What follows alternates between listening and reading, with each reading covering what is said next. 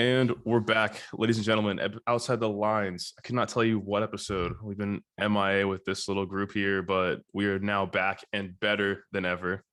Back with me is our loving engineer, Tucker DeCamp.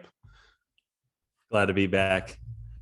Oh, glad to be back. Let's do this thing. Love having you on as always. Jam-packed episode, talking about sports at the end here.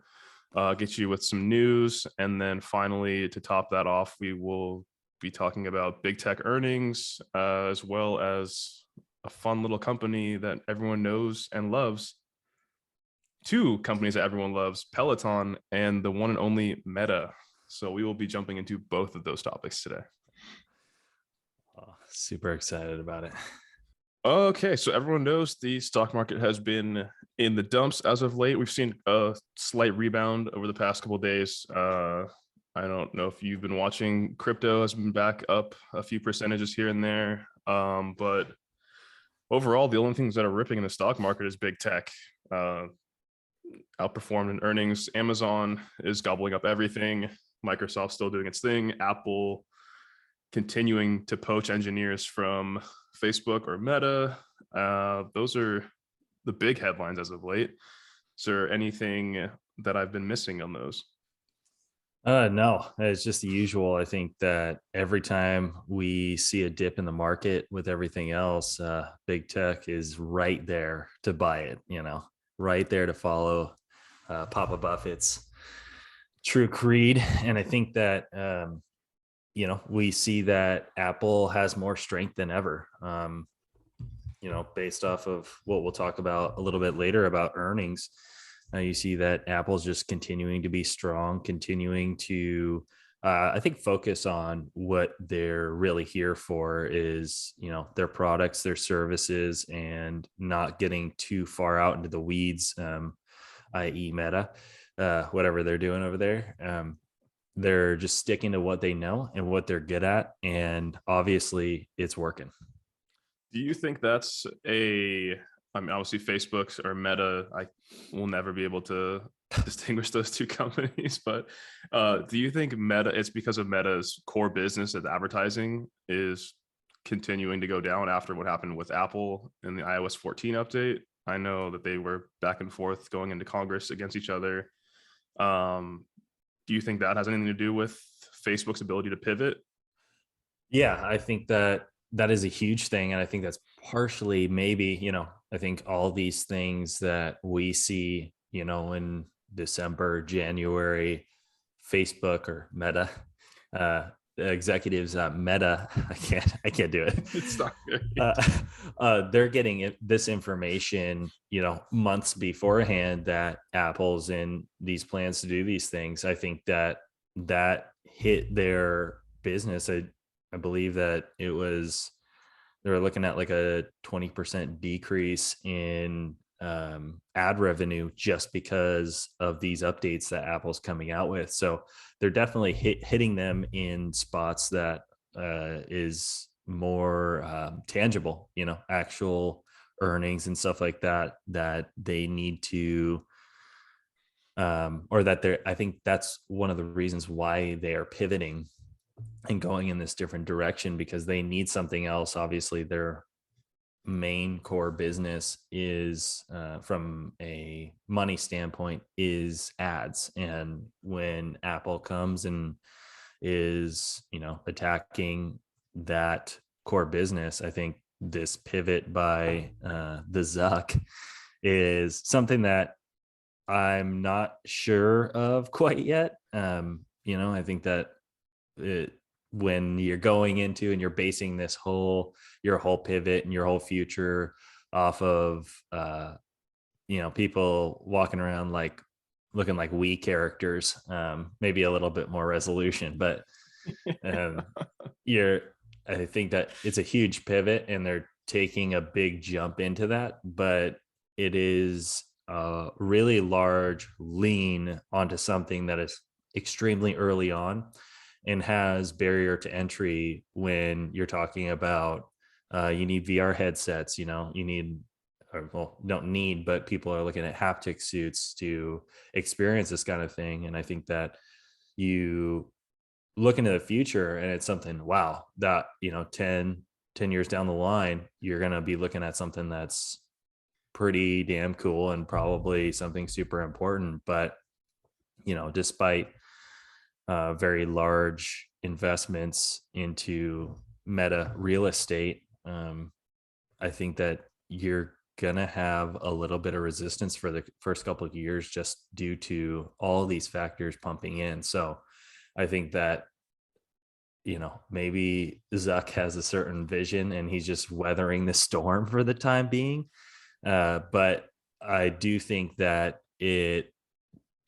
part of them pushing this pivot into Meta from Facebook and into the metaverse, I believe partially comes from Apple's choice to change our privacy. So, Agreed. I think 100% too. I don't think we as public commentators, and I mean, we look at things a little bit differently than a normal person would, I guess. But I don't think a normal person looks at what happened with the privacy settings having any effect on their business or their cost of goods and services. But when privacy settings are changed, that changes ad revenue. And once ad revenue changes, that causes ads to spike in price. I mean, if you look at prices of Facebook ads over the past year, ever since 2020, at least, it's been up 40%. How can a small business running off of Shopify be able to keep up with spending 40% more to get a customer? You can't. yeah, So not at all. they're having to raise prices on their goods and services. So that trickles down into anyone else that's trying to use them. So this affects everyone on a grand scheme of things. Yeah, you see that trickle down, like you said, into Shopify. You see Shopify's kind of took a Massive huge hit. Yeah, kind of. Because of these types of things, they're extremely dependent on these larger companies for their ads and how all these businesses are set up. So you're not going to see a lot of businesses that survive themselves, have a sustainable business, and are on using Shopify. It's directly connected to these ads. And it's sad to say too, because I mean, I can't speak for you, but it's looking at Shopify and seeing how big of an ecosystem it's created and how many people it's helped create businesses to get themselves to make a healthy living for themselves and their family. And now to see them just be kind of thrown to the wayside has been an interesting, but I guess that's just the way thing is, man. It's dog eat dog world out there. Yeah, I think that the difficult part, like you said, is that these people have been not necessarily cornered, but they've been showed this is your door to entry, and the other two doors is brick and mortar, high barrier to entry, and then Amazon storefront, which we both know is not a cheap endeavor, maybe cheaper than brick and mortar, but definitely not something that you're going to turn around tomorrow and be, hey, I'm going to start this up. I got this product that I want to sell to the people. It's not the same. So people are going to be very narrowed down to what they're doing. And I think we're going to see a huge tumble or I guess like a squeeze in how many storefronts, Shopify storefronts are going to be out there, because they're going to be narrowed to the businesses that have their customers and have great customer retention. Because I think new customer acquisition is going to severely drop here soon. It's going through the roof. I think the recently thing that we saw was the big move from Chanel's new CEO. Chanel's new CEO, within a week of joining the company, she immediately put out I actually don't know if it's a she. I should probably stop saying that. They put out an initiative they immediately raised prices on their bag. So from 4,000 to 8,000, double the price. And you have a spending limit, or a purchase limit. You can buy one per quarter or one per month. So it's really kills the resale market of it. And people were still going and buying those bags. You can only get into Chanel by appointment still. that's what a brand is. And a Yeah. lot of these companies that are starting up on Shopify and doing the little things like that, they can't afford to do that without without Facebook ads. They're not gonna be able to build a brand like that anymore. Yeah, exactly. I guess we can move into our next beloved company out there, which is Peloton. Oh God. The crash and burn of the century. Crash and burn. I don't think I've been on either side of the fence with Peloton. I'm not a spin bike person myself, so it seemed like it was working pretty well and during the pandemic, but apparently people are not as motivated as we thought they were. Yeah, I think that people came to the realization that, hey, I'm using this as a $2,000 laundry rack.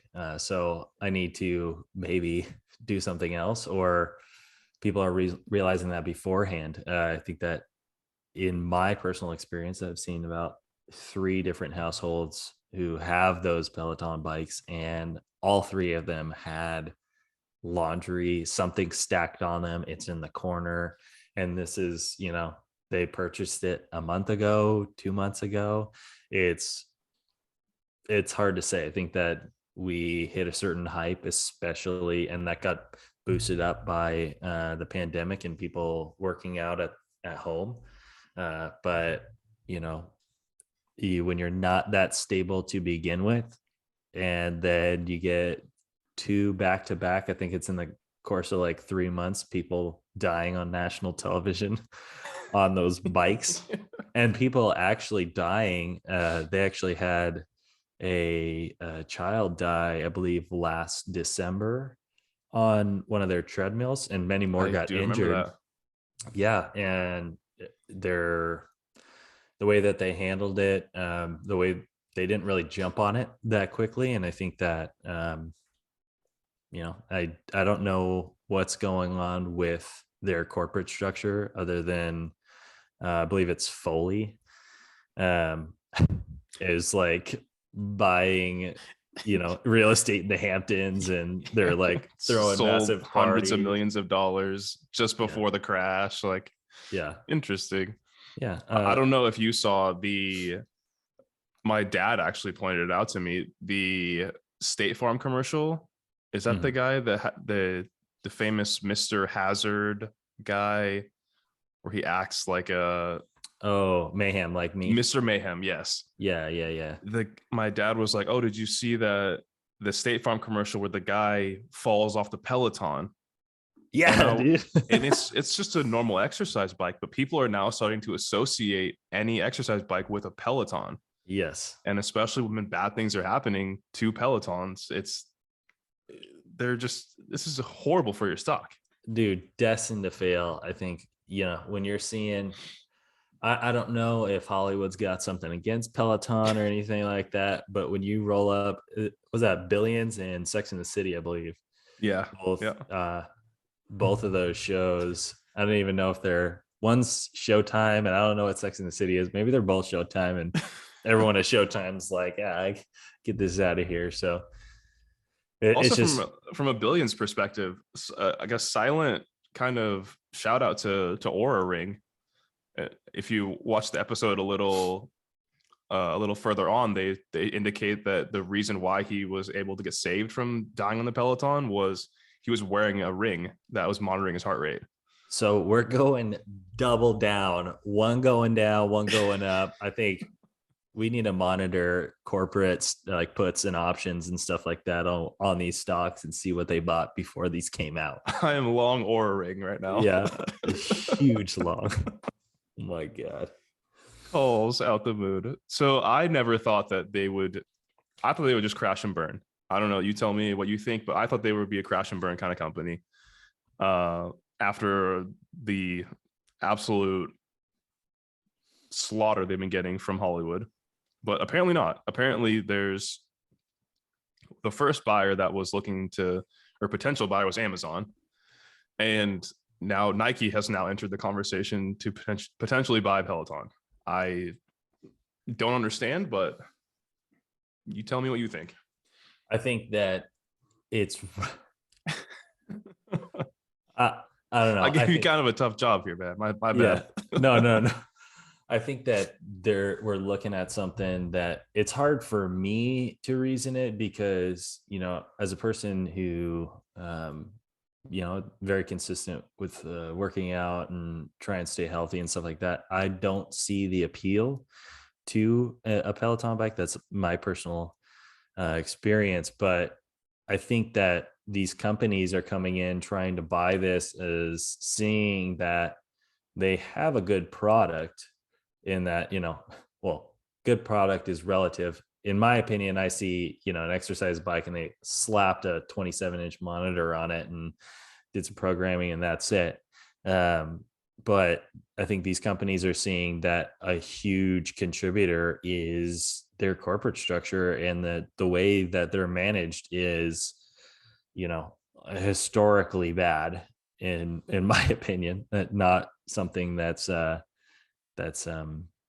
admired by any standard. So I think these companies are thinking that, hey, we can get this at a discount, this company at a discount, and we can turn this around and make this a steady um, product to sell among the rest of the products. I think that like Nike or Amazon, they have such a large um, capital pool and so much things that they're selling, that just adding this to their repertoire, so to speak, is just a nice addition. They're not looking, I think they're looking at this as, hey, we can get this product and all of their manufacturing, regardless of them stopping manufacturing bikes, a bike company that doesn't make bikes. That was weird. But yeah, I think that they're going to get this at a discount and they're just going to add it into their inventory and believe that they can make a certain amount of revenue off of this, probably changing a few things, maybe price points or how they advertise it, making some payoffs to Showtime to not fuck them over again. I mean, yeah, I mean, when Peloton cuts 40% of their sales and marketing staff, you can't expect to tell a good tell a good company story after that. Yeah, that and who stops making their product? Like, what is going on?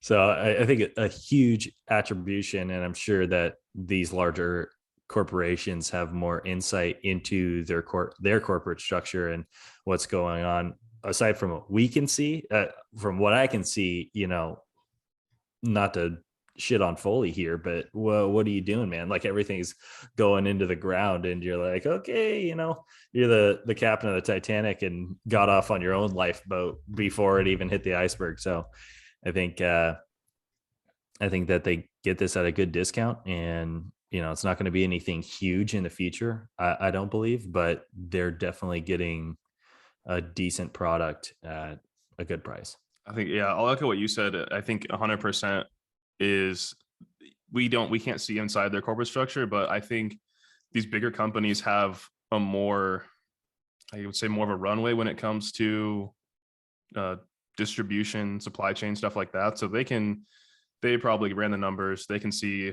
we can produce this at X price and make a profit on it still. So, and when you have the revenue, when you have more business, I mean, acumen than this Foley guy does, I think you're bound to succeed in that realm.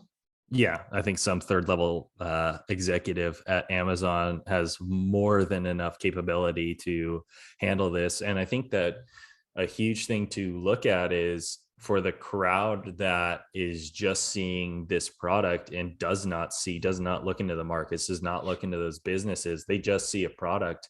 They're going to see, okay, oh, Amazon bought this out. Now I can get it on Amazon. Now it's at this price point. I can get a Peloton bike, not, Echelon or anything else like that isn't the top tier bike, so to speak, or the largest market share bike. I can get that off of Amazon, at this decent price.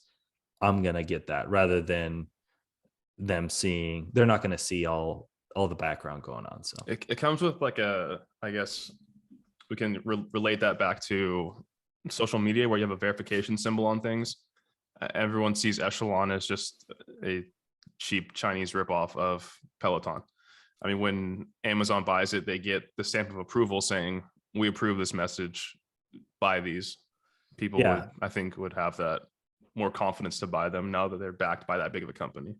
yeah, as well as just the name in general, going to just market share. I think the idea of using Uber as an example, it's like Lyft is a fantastic company that actually in our area, I'm able to get more lifts than Ubers. But when you are going out or something like that and you need a ride and you're talking to someone, you're like, hey, did you grab an Uber? Or like, hey, I'll grab an Uber right now, regardless of if you're grabbing an Uber or a Lyft. You're going to say, hey, oh, I just got a Peloton bike, or someone's talking about a Peloton bike. It's like, we're going to be talking about Peloton. We're going to want Peloton. Yeah. I think that goes back to my statement on that State Farm commercial. Like, culture matters when you're selling your brand to these companies. Like you said, we talked about when anyone refers to like looking something up on the internet, they're just going to say Google that. Like, if we don't know something and we're at a party trying to figure out, oh, who was in that movie with so and so and what year was that, you're like, oh, just Google it. No one's coming in. Hey, yo, just hit that up on Bing. Yeah. Hey, can you get that on Bing? Exactly. No one's going to Bing. No one's sorry, Apple, I'm not a Safari guy. I'll Chrome till I die, but yeah, no one's using that stuff, man. It's culture matters, and people, the way that people think about things, the way people talk about things propels a company's trajectory. That's the way a company's going to be, determining on how culture is. Yeah, big time. I think we talked about that a little bit too, just to piggyback off of the Peloton conversation. We talked about, you and I are both fairly active. We have the self-motivation to go run, to do other things. Most people don't. And that's proven by the data. If you look at it with people, look at all the surveys taken by Gen Z, their favorite restaurant to go to is McDonald's. Yeah. Like, they're not healthy. Culture is not healthy, and most people are not healthy. It's just, at the end of the day, it is what it is.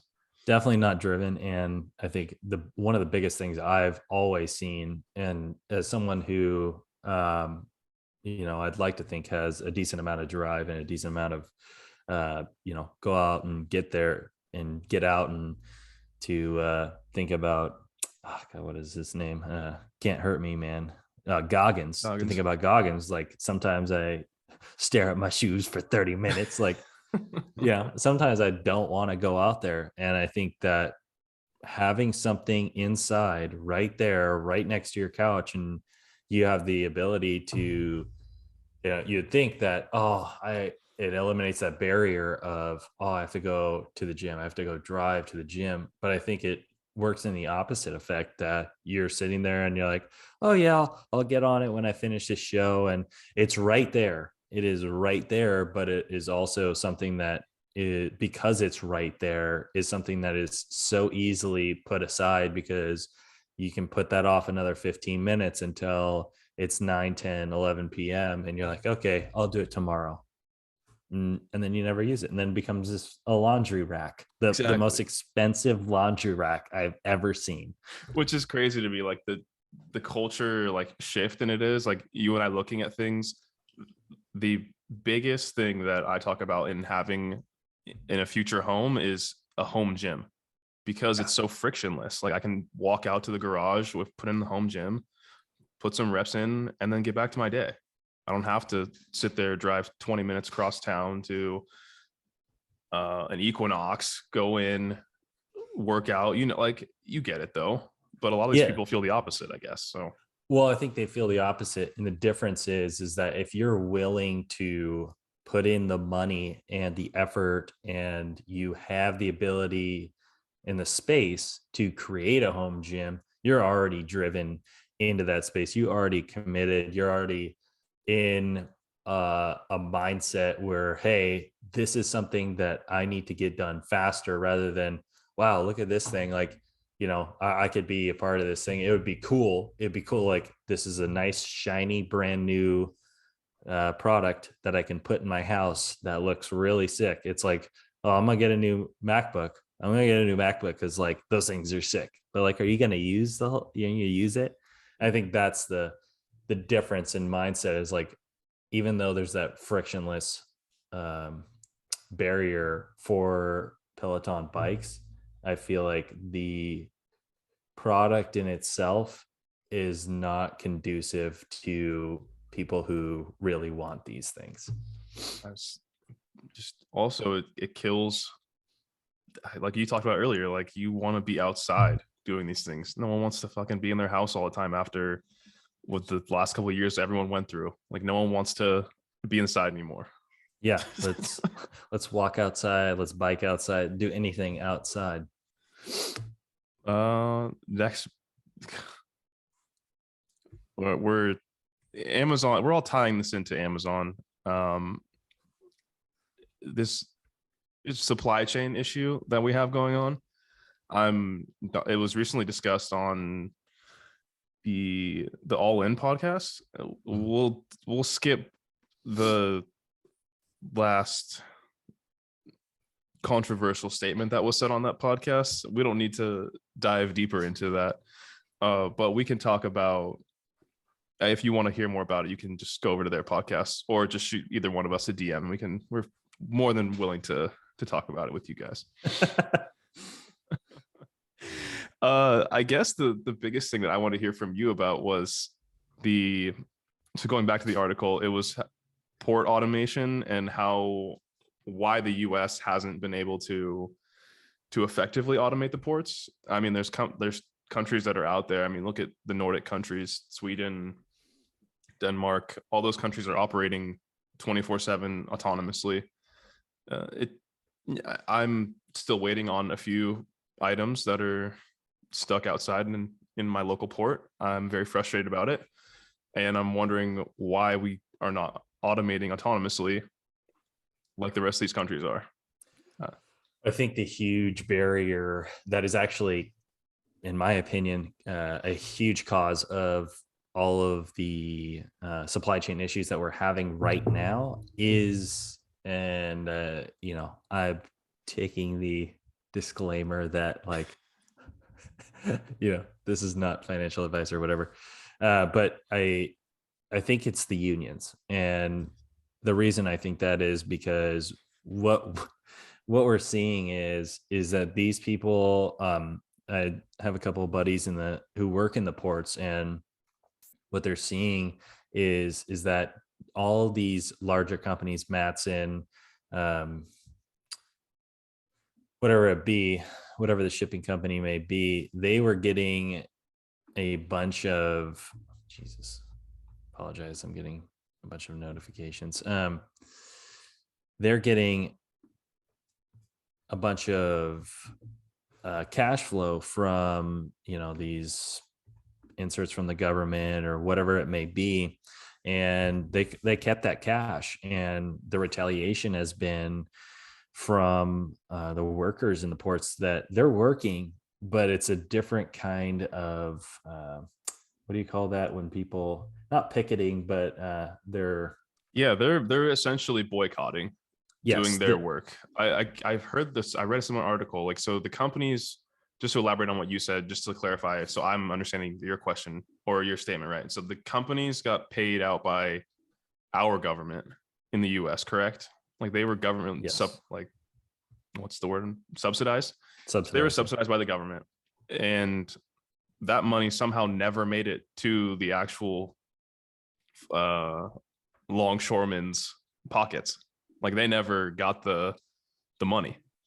Yeah. And a huge mistake on their part, I believe, because it is their body of work. Like you said, we are not automated. So everything, their structure is built around the longshoremen. And if they're not doing their jobs, nothing's happening. And we're seeing that they're not doing their jobs. And, it's a interesting way of going about it, to where everyone, like, they're surviving and working. It's not a true boycott where they're sitting outside and not doing work, but they are taking 5 times, 10 times as fast, or sorry, 10 times slower to complete these things. And where are these companies to try and make a difference and work something out?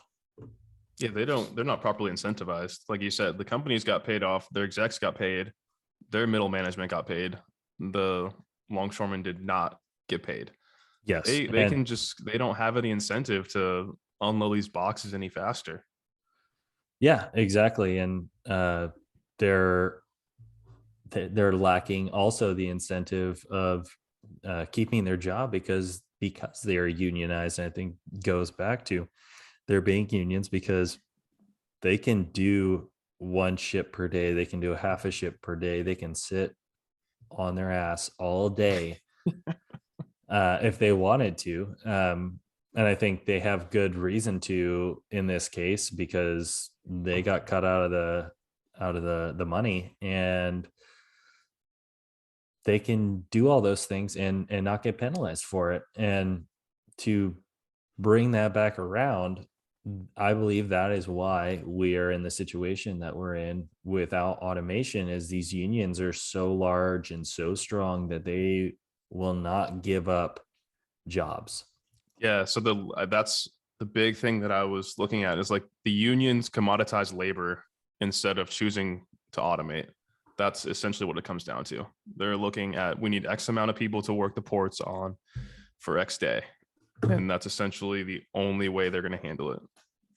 Yeah.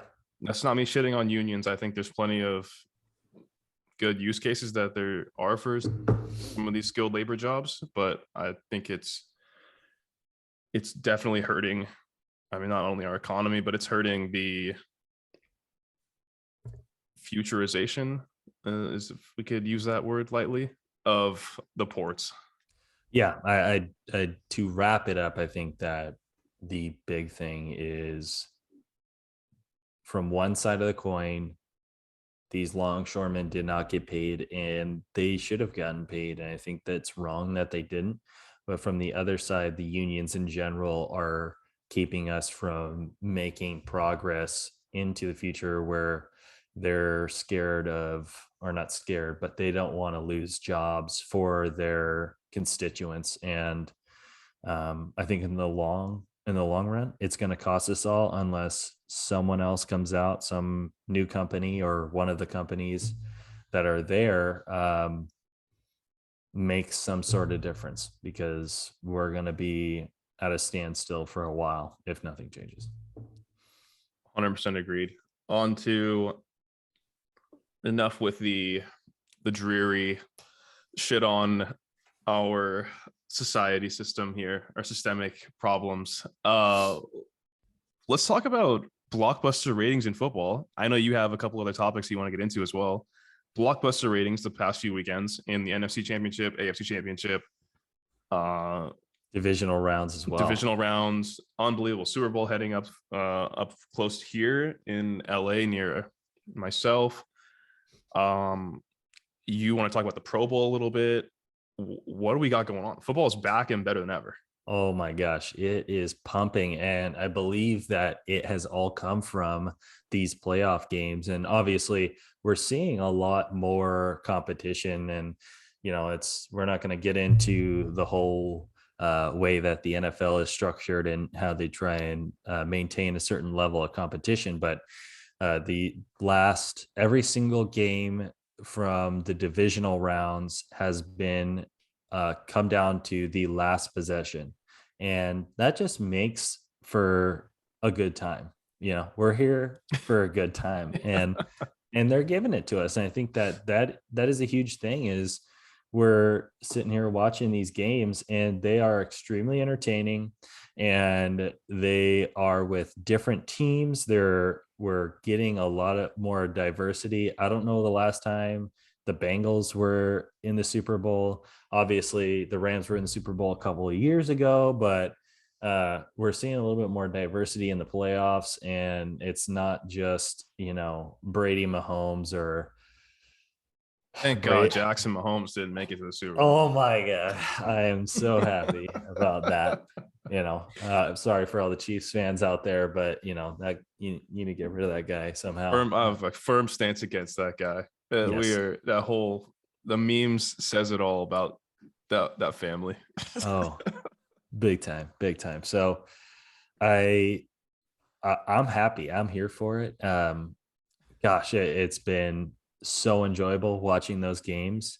And, as we're talking about, the numbers represent it. And we're seeing this huge bounce back. And um, gosh, it's great to see. And, I honestly looking forward to the Super Bowl, because it's not just the same old thing anymore. So something happened this year, kind of turned things around. I believe that viewership for the playoffs was up 20% from 2021 or 2020 season, I guess. I don't know how they do that one, but up 20%. And that's accounting for the fact that more people are home, last year than this year. So people are really getting into it. And I think you're seeing a huge fan base growth um in these, to tail off a little bit, in these sports that, how do I put it, but NBA is growing. F1 has, I believe, 40% increase in viewership over the last year. We're seeing people get back into things, get more into these games and these sports, and watching these things. And I think that it's interesting to see, because we're getting more and more as we go from Facebook, which we have, these massive posts and 20-minute videos, to Instagram with a few minute videos. And now we're in TikTok, where you got 15-second videos or something like that, where we're trying to get our content in right now. It's crazy to see that we're seeing these 2-hour races, 2-hour games, 3-hour games, 4-hour games have this level of viewership, because people are trying to shorten, and condense everything that they're watching, but people are still willing to watch 3 hours of football. And I am, frankly, yeah. Exactly. That's just the two things I'll add on to that. Just to put those numbers in perspective, 50 million people watched both of those games this past weekend in the divisional round there, Yeah. or the championship round. Sorry. 50 million people decided to sit down in front of their TV and watch a 3-hour football game.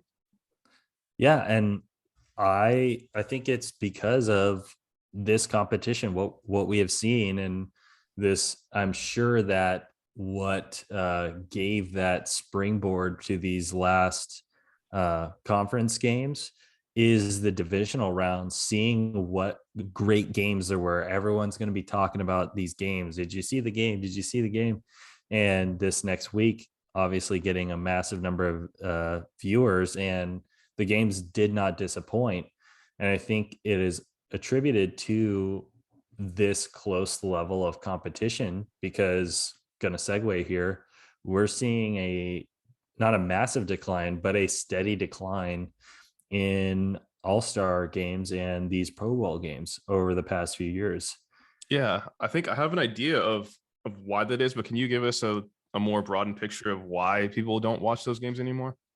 So looking at the numbers we've seen over the Pro Bowl, the NBA All-Star game, and the MLB All-Star game, three largest sports in America, that they have actually decreased, and on average about 10 to 20% over the last 5 years. Notably, the Pro Bowl going from 9 million viewers in 2016 ish, I think around there, to about 5.5 this last year. It's on a steady decline. And I think, people are getting less interested in kind of this just run around, play ball game. And And honestly, in my opinion, from a football person's standpoint, the Pro Bowl has never been something that has been fully enjoyable. I think because of the nature of the game, you can't really get that full speed, full uh, experience that you usually look for in a football game because it's a contact sport. So it's definitely difficult, but I definitely want to get your opinion on it because it as ratings are going up for the sport overall, and it's definitely, like you said, bigger than ever. We're seeing these declines in what's supposed to be, probably definitely aside from the playoffs, one of the most exciting games, or what's supposed to be the most exciting games with all of the stars in that sport. I think it's tough with football. Man, I it's I know I guess we're considered younger fans of the game, especially in the baseball side of things. But growing up watching these games, baseball and basketball, they both meant more because they the winners of those conferences, that meant you got home field advantage in the World Series, the NBA Finals, like in the playoff rounds. Those games actually meant something to those players. Now, I mean, if you look at LeBron is friends with every person on Twitter, they go back and forth. It's not as much of a bad blood rivalry. That's why I'm not the biggest NBA fan, but I love watching Giannis from the Bucks. He is a lone wolf. He's there to play basketball. He does not care about your feelings. He looks at it as a blood sport, and that's the way basketball should be. It's a contact sport. It's gone away from that, but he's the one that's playing it right. And so I think people are playing the game a lot differently than they used to, and that's the reason why these ratings it's turned into more of, like you said, more of a backyard football approach to things. They just kind of get out there. It's a bunch of stars running around. No one's actually playing the game. Those two sports, though, baseball and basketball, have it easier since they're in the middle of the season. Football, you can't have a mid-season full contact, lowering your shoulder, taking some guy's head off in the middle of the season. That's just not how it works. So ratings, I can see that last time that happened, me, big fan of Sean Taylor. Last time he killed someone on national television, pretty much.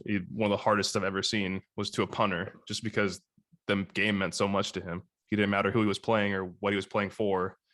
As soon as you lace those shoes up and get on the field, you're a fair game.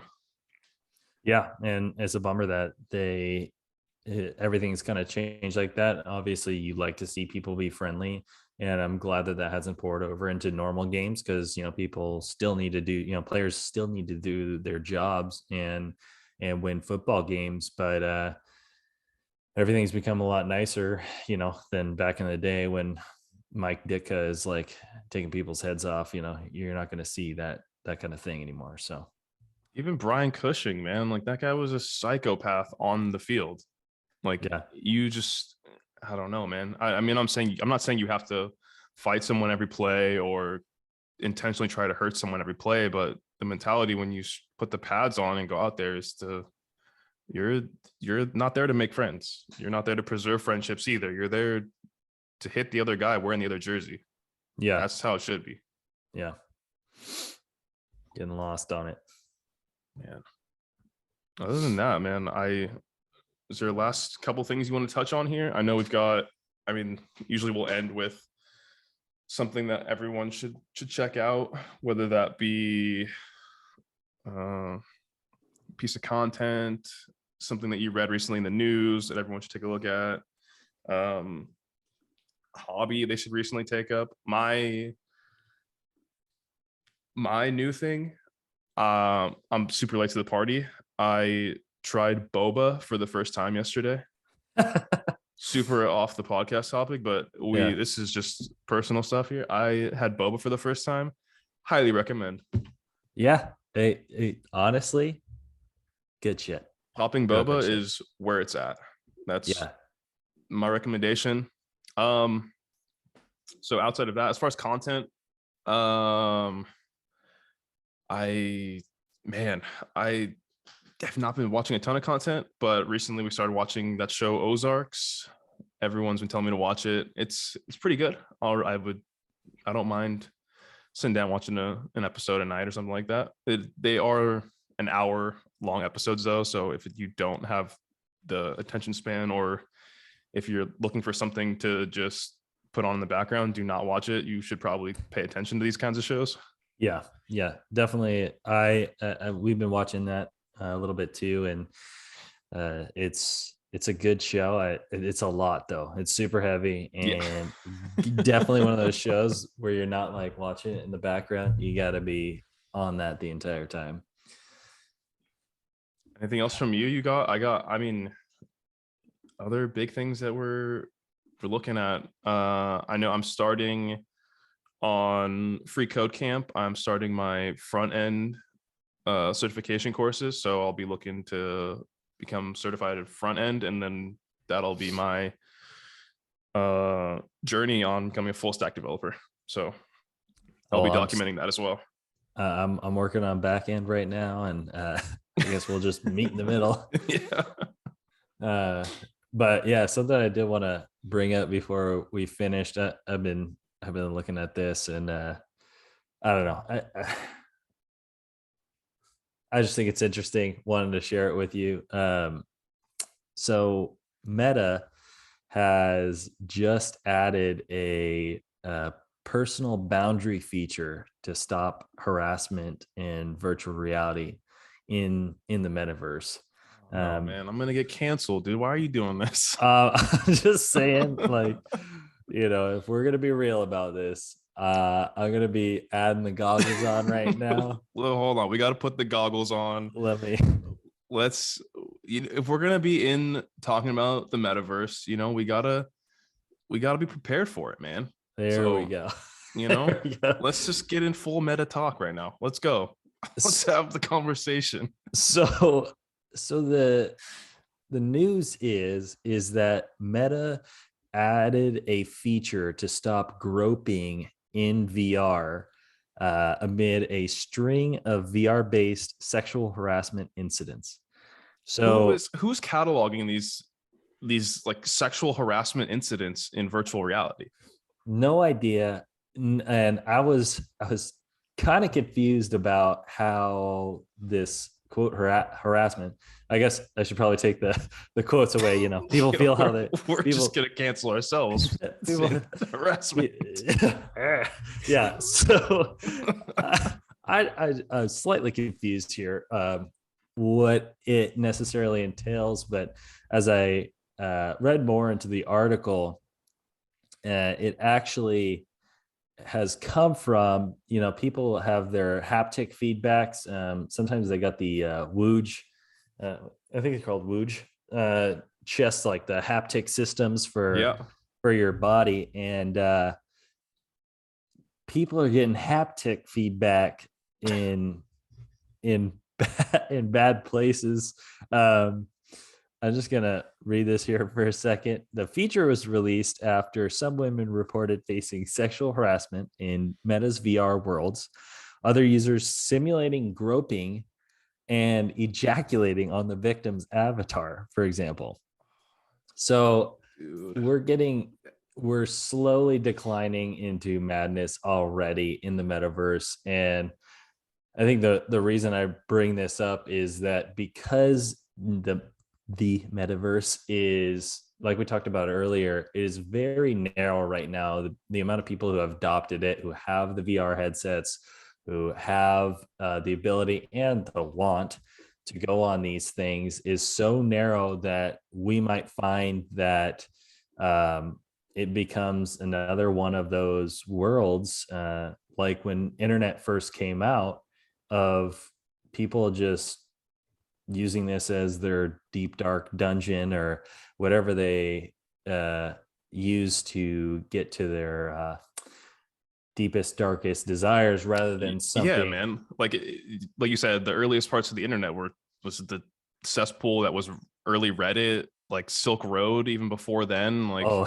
I mean, hey man, the internet's a wild place. But sorry, continue on this Well, meta. but that's the point, is that this is I think bringing this up is important because this is something that I think we're going to see, not necessarily directly sexual harassment, but these I guess not correct things that are happening, for lack of a better word. Inappropriate behavior within the metaverse. Exactly. Bad things, inappropriate behavior, and whatever that may be, because it's Mhm. early on. I think that may lead to, I don't know if we make it as far as illegal things, but we might get into that space where people are doing things that they can't be doing in the real world, and using the metaverse as a route for that. And it'd be interesting to see, as time moves on and as they develop the metaverse, as develops it, that we see some sort of regulations. And I think when that comes out, that'll be interesting as well, because where do you draw the line between reality and virtual reality? And as things get more real, as the metaverse and all the technology associated with it, whether that be the VR headsets,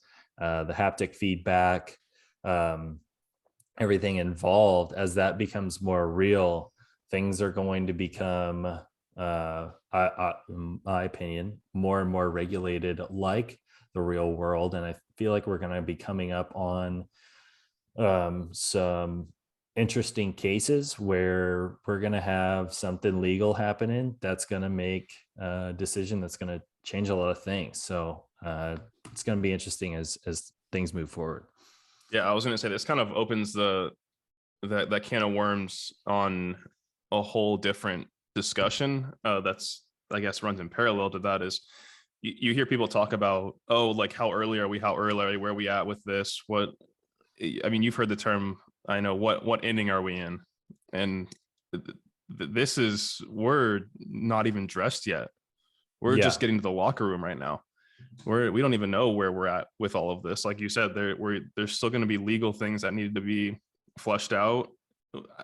I mean, are we going to have logs of this stuff? Are we going to have, are people going to be, our Facebook moderators going to have to go in and say, okay, like this person gets deleted, they can't do this? Is there going to be censorship issues like there are at Twitter and YouTube and other big tech?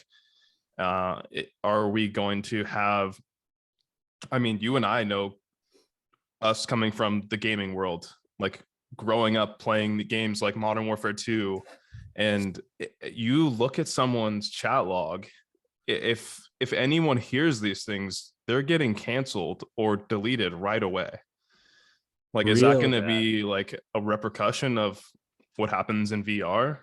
Or is what happens on a video game now constituting what happens in real life? Like, there's so many legal proceedings that could happen with all these things, and legislation that could come out that we have no idea yet. So Yeah. And we're very early in this meta conversation, but it's going to shape the rest of our generation, I think.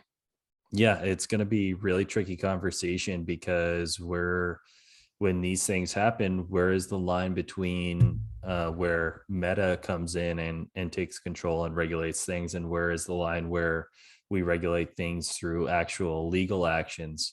I don't think we've ever seen, I'm pretty sure we've never seen something like this, some new world, new thing, be put out by such a large company or such an adopted network, that it's been put out there. So this isn't something, some new company that's gonna, you know, in a little small space. People are gonna have eyes on this all the time, and there's gonna be, over time, definitely a lot of people who adopt this as they refine it, and as people, I guess, obtain the hardware, which is the big thing. But really interested to see how this flows with how they regulate these types of situations. 100%. I'm really intrigued to see how this gets integrated with all of us in this new world, like you brought up. So we'll see what happens from there. Yeah. On the ending of our meta talk, I'll go ahead and remove the goggles here so we can get to our normal outro for you guys. There we go. Perfect. Tucker, it's been a pleasure. Is there anything else that you would like to bring up here? Anything, again, any topics that you have for us or anything else that you want the people to know? I'm just going to encourage everyone to, if they feel the urge to go work out outside. Don't get on a Peloton bike. They're deadly, apparently. So dangerous. Stay away from those. Yeah, and enjoy it. Where I think we're getting closer to out of the pandemic, or not out of the pandemic, but being more outside and enjoy it. I was gonna say, I know still dead of winter for some people, but if there's any way you can get outside to work out, do it. I know it's still sunny in a lot of these places. I know Austin, it was a little bit crazy the past couple of days, but now it's low 20s, but still sunny outside. If you have the chance to get outside, get some sun, do it. It'll really help out, boost the mood too, being out in nature like that. Yeah, definitely. I agree. I will piggyback onto what you said with that. If there's anything else new that you've been thinking about trying, just do it. Just take the first step. I know I've been sitting behind the I guess the excuse of I'm too busy to start something new. And next thing you know, you're starting back end development. I'm starting my front end development. We're just diving headfirst. So if you have the opportunity to do something new, give it a shot. Who knows where it'll take you. Even the smallest amount of time will make progress. And if you commit to that consistency is going to lead to new things that you'll always enjoy. So definitely agree with that. Awesome. Tucker, any shout outs on your socials? Will be linked below if you have that. But yeah, we're looking to expand our recordings on the podcast. Him and I have Tucker and I've made a commitment to each other to record more. So trying. So now we're the nuclear engineer is the busy one at work. So now we're trying to get a little more ahead of this podcast thing and bring the content you guys want to see. So it's part of our New Year's resolutions for you guys. Be done by February. All right, guys, out to the lines. Again, I'm not sure what episode, but we'll see you guys next week.